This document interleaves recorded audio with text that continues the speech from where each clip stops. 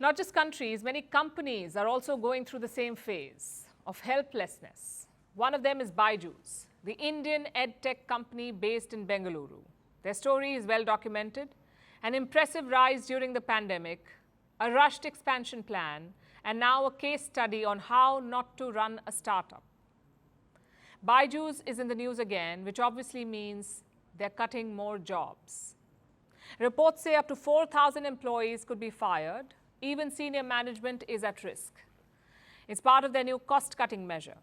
You see, Byju's is facing a number of financial challenges, but the most pressing one is this: a loan worth $1.2 billion. The lenders want their money back.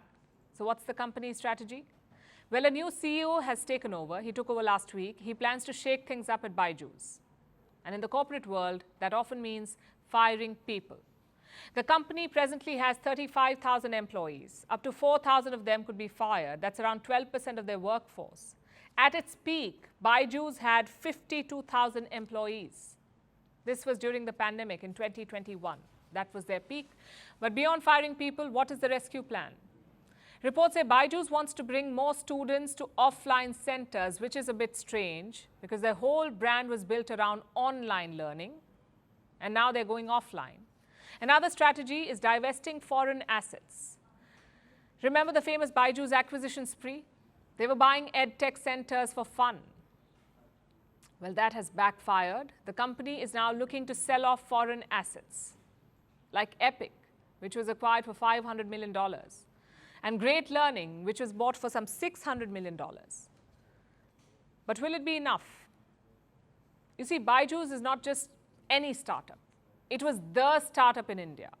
Its founder, Byju Ravindran, had rock star popularity. And now, he's accused of financial mismanagement. Byju's has lost 75% of its value since last year. Thousands of employees have been fired. They're also facing lawsuits in the US. One of them details an interesting revelation. Last year, Byju's transferred $500 million to a US hedge fund. It was called Camshaft Capital. Their address doesn't have a hedge fund office, though. It's a pancake shop. So the lawsuit claims Byju's hid the money there. And such stories can be damning. They don't just hurt Byju's, they hurt the image of India's startup industry. Dream11 is a similar case. Chances are you've heard about this company. It's an online fantasy league for sports. You make a team, you pay some money, and if your picks were good, you win big. Basically, it's betting with some skill involved. In 2019, Dream11 became a unicorn. Its valuation hit $1 billion.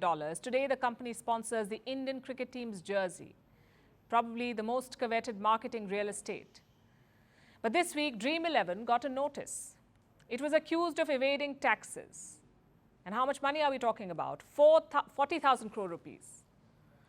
It's the largest claim in India's indirect taxation history, 40,000 crores of tax evasion. Dream11 has disputed this. They filed a lawsuit in the Mumbai High Court. So what's the deal here? Dream11 says it should pay tax on what it charges customers, basically their fees. The government says the total gaming revenue should be taxed, and that too at 28%. It's now up to the court to decide. But legalities aside, there's a story here, both with Byju's and Dream11. These were supposed to be India's success stories, the big shiny unicorns. And now look at them. One is struggling to repay loans, the other is accused of tax evasion. These reports are coming at a bad time for the startup industry, not just in India, but all over the world. This quarter was especially bad. Indian startups received $1.5 billion this quarter. That's a 5-year low.